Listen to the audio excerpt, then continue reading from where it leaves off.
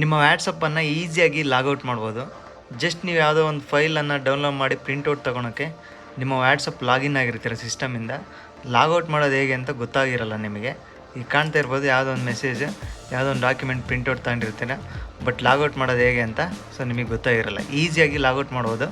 Just ನೀವು ಕಾಣ್ತಾ ಇರ್ಬೋದು ಇದ್ರ ಮೇಲೆ ಈ ಮೆಸೇಜಸ್ ಬಂದಿದೆಯಲ್ಲ, ಇದ್ರ ಮೇಲೆ ಕ್ಲಿಕ್ ಮಾಡಿದರೆ ನಿಮಗೆ ಲಾಗೌಟ್ ಆಪ್ಷನ್ ತೋರಿಸಲ್ಲ. ಇಲ್ಲಿ ಕಾಣ್ತಾ ಇರ್ಬೋದು ಲೆಫ್ಟಿಗೆ ಮಧ್ಯದಲ್ಲಿ ಕಾಣ್ತಾ ಇದೆಯಾ 3 ಡಾಟ್ಸ್ ಮೇಲೆ ಕ್ಲಿಕ್ ಮಾಡಿ. ಮೆಸೇಜಸ್ಸು ಕೆಳಗಡೆ ಸ್ಟೇಟಸ್ಸು. ನೀವೇನಾದರೂ ಸ್ಟೇಟಸ್ಸು ಮತ್ತು ಗ್ರೂಪು ಇಲ್ಲೆಲ್ಲ ಹೋಗಿದರೆ ಆಪ್ಷನ್ ತೋರಿಸೋದಿಲ್ಲ. ನೀವು ಮೆಸೇಜಸ್ಗೆ ಬರ್ಬೇಕು. ಇಲ್ಲಿ ಕಾಣ್ತಾ ಇದೆಯಾ, ಈ ಮೆಸೇಜಸ್ಗೆ ಬಂದು ಅದೇ ಸ್ಟ್ರೈಟ್ ರೂಟಲ್ಲಿ 3 ಡಾಟ್ಸ್ ಇದೆಯಲ್ಲ, 3 ಡಾಟ್ಸ್ ಮೇಲೆ ಕ್ಲಿಕ್ ಮಾಡಿ.